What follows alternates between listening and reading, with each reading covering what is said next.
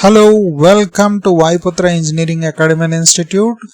ఇక్కడ మంచి వీడియోస్ అనేవి రెగ్యులర్గా యూపీపీఎస్సీ, ఏపీపీఎస్సీ మరియు ఎఫ్ఎస్ఓ, సివిల్ ఇంజనీరింగ్, ఇతర సబ్జెక్ట్స్, కరెంట్ అఫైర్స్ వీటన్నిటికి సంబంధించి కాన్సెప్చువల్గా మల్టీ క్వశ్చన్స్ పరంగా, థియరిటికల్ పరంగా అప్లోడ్ చేయడం జరుగుతూ ఉంటుంది. మీరు కనుక సబ్స్క్రైబ్ చేసుకోకపోతే తప్పకుండా ఇప్పుడే సబ్స్క్రైబ్ చేసుకోండి, లైక్ చేయండి, షేర్ చేయండి, మీ ఫ్రెండ్స్ని కూడా సబ్స్క్రైబ్ చేసుకోమని తప్పకుండా షేర్ చేయండి. Thank you so much.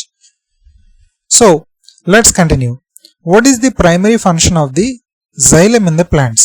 So primary function వచ్చేసరికి xylem ది ఎప్పుడు కూడా వాటర్ అండ్ మినరల్ ట్రాన్స్పోర్ట్ సంబంధించి దాని ఫంక్షన్. మరి ఫ్లోయం వచ్చేసరికి ఆర్గానిక్ కాంపౌండ్స్ ఏవైతే ఉంటాయో వాటిని ట్రాన్స్పోర్ట్ చేయడానికి ఉపయోగపడుతూ ఉంటుంది. ఓకే, ఇది లీవ్స్ లోని ఫుడ్ స్టోరేజ్ కి వాటికి ప్రప్రదమైన పాత్ర అనేది పోషిస్తూ ఉంటుంది.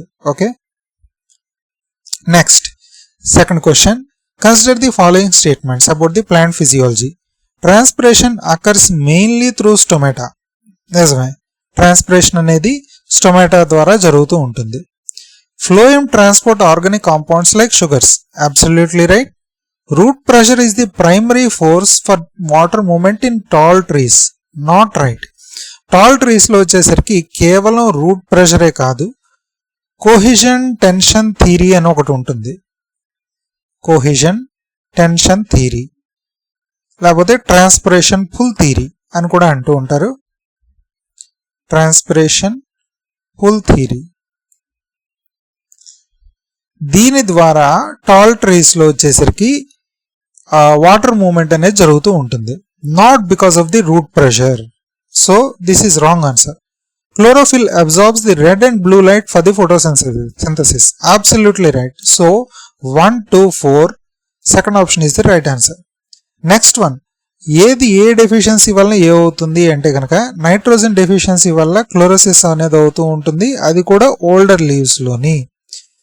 ఫాస్ఫరస్ వచ్చేసరికి ఏమవుతుంది, ఐరన్ వచ్చేసరికి ఏమవుతుంది, కాల్షియం వచ్చేసరికి ఏమవుతుంది. సో ఫాస్ఫరస్ వచ్చేసరికి ఏమవుతుంది, మెయిన్ గా ఐరన్ చూద్దాం. ఐరన్ వచ్చేసరికి interveinal chlorosis in young leaves C1, and calcium వచ్చేసరికి it's deformed young leaves D4, and B వచ్చేసరికి 3 it's the purpling of the leaves phosphorus.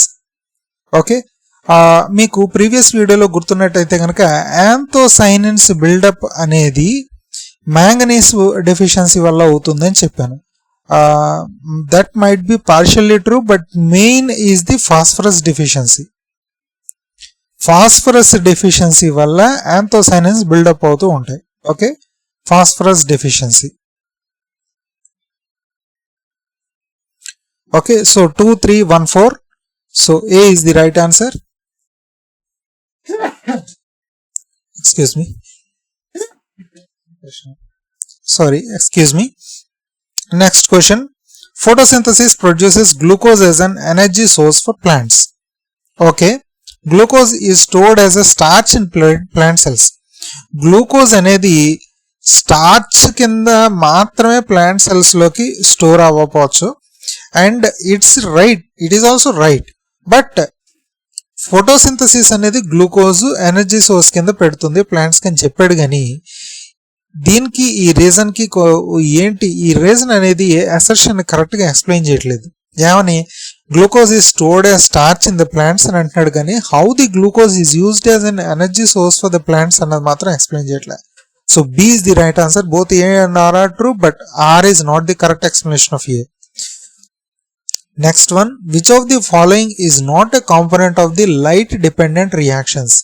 Light dependency వల్ల మెయిన్ గా ప్రొడ్యూస్ అయ్యేవి ATP, adenosine triphosphate, NADPH, nicotinamide, adenine diphosphate, diphosphate hydrogen, I think diphosphate, and next వచ్చేసరికి oxygen అనేది release అవుతూ ఉంటుంది.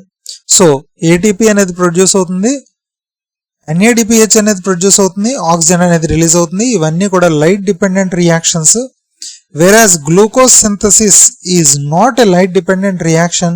It occurs during a process called as the Calvin cycle. Which is called as the dark cycle reaction, లేకపోతే C3 cycle అని కూడా అంటూ ఉంటారు.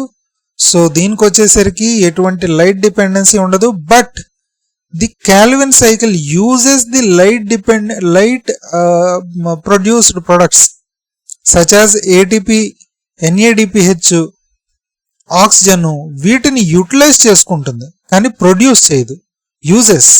So Calvin సైకిల్లో ఏమవుతుంది అంటే కనుక మెయిన్గా వచ్చేసరికి కాల్విన్ సైకిల్లో మనకి కార్బన్ డైఆక్సైడ్ ఏదైతే ఉంటుందో అట్మాస్ఫియర్లోని దాన్ని సింథసైజ్ చేయడం జరుగుతుంది గ్లూకోజ్ కింద.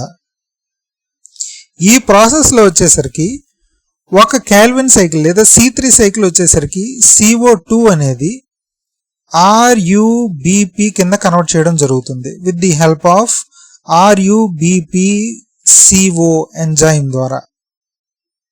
సో ఈ RUBP అనేది అన్స్టేబుల్. ఇది ఏం జరుగుతుంది అంటే కనుక ఐ థింక్ 3GP కింద అనుకుంటా. Just a minute, I have to make sure.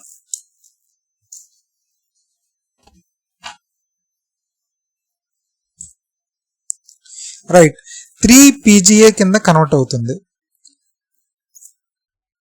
Okay, 3PGA అనేది ఇది స్ప్లిట్ అవుతుంది. 3PGA అనేది ఏ విధంగా కన్వర్ట్ అవుతుంది, మళ్ళా G3P కింద కన్వర్ట్ అవుతుంది. సో మెయిన్గా ఇక్కడ చూసుకుంటే RUBP అనేది it produces 2 molecules of 3PGA ఒక సైకిల్లో. In one cycle the CO2 is converted to RUBP. RUBP is broken down to 2 molecules of 3PGA. ఆ 2 molecules of 3PGA అనేది G3P కింద కన్వర్ట్ అవుతుంది, 2 molecules of G3P. ఓకే, ఇప్పుడు 2 molecules అలాగా 3 cycles జరిగితే కనుక 3 cycles లో టోటల్గా 6 G3P molecules అనేవి ప్రొడ్యూస్ అవుతాయి. దాంట్లో ఒక G3P మాలిక్యూల్ అనేది గ్లూకోజ్ సింథసిస్ కి ఉపయోగపడుతుంది. 1 G3P molecule for glucose synthesis. 1 G3P molecule. అసలు గ్లూకోజ్ సింథసిస్ కి టోటల్ గా అవసరం అయ్యేవి 2 G3P molecules. So 1 G3P molecule produce అయింది, ఇంకోటి కూడా ప్రొడ్యూస్ అవుతుంది. మిగిలిన 5 G3P మాలిక్యూల్స్ అనేవి used for reinitiation of Calvin cycle by producing RUBP. RUBP దగ్గర నుంచే కదా స్టార్ట్ అయ్యింది ఇదంతా కూడా, CO2 అనే ట్రాప్ చేయడాన్ని. సో ఈ 5 G3P మాలిక్యూల్స్ కూడా మళ్ళా RUBPని ప్రొడ్యూస్ చేయడానికి ఉపయోగపడతాయి. But 1 of the G3P molecule glucose synthesis కి ఉపయోగపడుతుంది. అసలు టోటల్ గా గ్లూకోజ్ సింథసిస్ కి ఉపయోగపడేది 2 G3P మాలిక్యూల్స్. ఓకే, సో ఈ 1 G3P మాలిక్యూల్ ప్రొడ్యూస్ అవ్వడానికి టోటల్ గా 9 ATP molecules and 6 NADPH molecules అనేవి అవసరం అవుతూ ఉంటాయి. ఓకే, సో ఒక G3P మాలిక్యూల్ కి 9 ATP molecules and 6 NADPH molecules అనేవి ప్రొడ్యూస్ అవుతాయి కాబట్టి అవసరం అవుతాయి. కాబట్టి ఒక గ్లూకోజ్ దానికి 18 ATP అండ్ 6 NADPH మాలిక్యూల్స్ అనేది ఎనర్జీ కింద అవసరం అవుతుంది. ఈ ATP NADPH అనేది ఎనర్జీ వాడుకున్నట్టు లెక్క, దాంట్లోని కన్స్యూమ్ అయ్యే అంటే గంట. So next one, which part of the plant cell is responsible for turgor pressure maintaining vacuoles? So previous వీడియోలో మీకు చెప్పడం జరిగింది, ప్రతి ప్లాంట్ సెల్లో కూడా ఒక న్యూక్లియస్ ఉంటుంది. ఓకే, దాంతోపాటు ఒక వాక్యూల్ ఉంటుంది. It's water filled or some waste ఏదో సంథింగ్ వాటిలో ఫిల్డ్ అయ్యి ఉంటుంది, ఆర్ వాటర్ ఫిల్డ్ వాక్యూల్. ఈ వాటర్ ఫిల్డ్ వాక్యూల్ ఏదైతే ఉందో లోపల సెల్ వాల్ పైన ప్రెషర్ ఎగ్జర్ట్ చేస్తూ ఉంటుంది. ఈ సెల్ వాల్ మీద ఎగ్జర్ట్ చేసే ప్రెషర్ ని వాక్యూల్ ని ఏమంటారు అంటే గనక టర్గర్ ప్రెషర్ అని అంటారు. టర్గర్ ప్రెషర్ అంటారు. ఈ టర్గర్ ప్రెషర్ వల్లే ప్లాంట్ యొక్క స్టిఫ్నెస్ అంటే ఐ మీన్ స్టిఫ్ గా ఉంటూ ఉంటుంది, దానికి స్ట్రైట్ గా అనేది ఉంటూ ఉంటుంది, లేదా ఏదైతే షేప్ ఉందో ఆ షేప్ ను మెయింటైన్ చేయడానికి ఉంటుంది. ఓకే, దీన్ని టోనోప్లాస్ట్ అని కూడా అంటూ ఉంటారు వాక్యూల్స్ ని, మెంబ్రెయిన్ వాటిని. Okay, and consider the following statements about the plant hormones. Cytokinins promote cell division, correct. Gibberellins inhibit seed germination, no, they promote seed germination, not inhibit. Gibberellins ఎప్పుడు కూడా seed germination promote చేస్తాయి. Ethylene accelerates fruit ripening, yes, correct. Auxins promote root initiation, ఎందుకంటే అది elongation, root elongation కానీ stem elongation కానీ ఉపయోగపడుతుంది కాబట్టి వాటి రెండింటికి ఆక్సిజన్స్ అనేవి చాలా ప్రమోట్ చేస్తాయి. So 1, 3, 4 are the right answers, first option. Next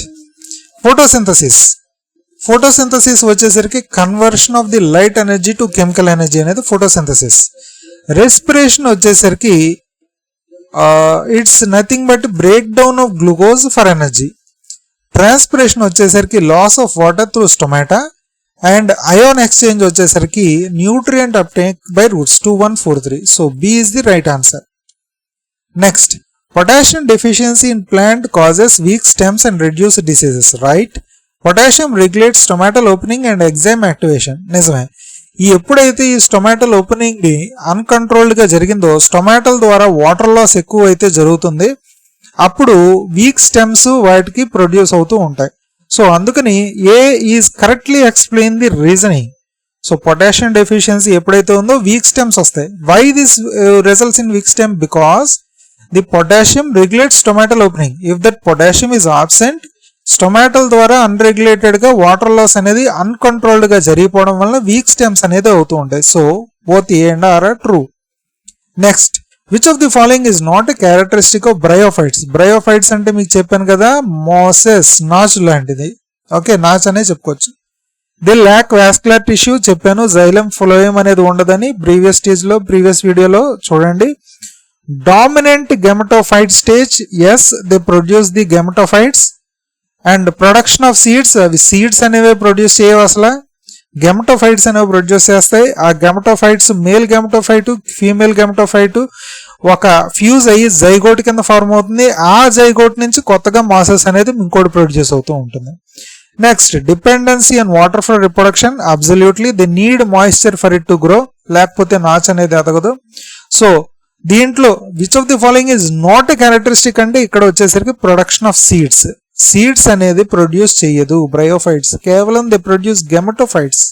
okay, so నా వీడియో కనుక నచ్చినట్లయితే తప్పకుండా like, share and subscribe it. Okay, ఎన్నో రకాల ఛానల్స్ చూస్తూ ఉంటారు, దాంట్లో ఎక్కడా కూడా మీకు నాలెడ్జ్ ఓపెన్ గా షేర్ చేయరు, ఇలాంటివి ఏమి ఓపెన్ గా చెప్పరు. మీరు కోర్స్ ఖరీదు చేయమని అంటూ ఉంటారు, చాలా మెటీరియల్స్ ఇస్తూ ఉంటారు, ఇలాంటివి అంటారు.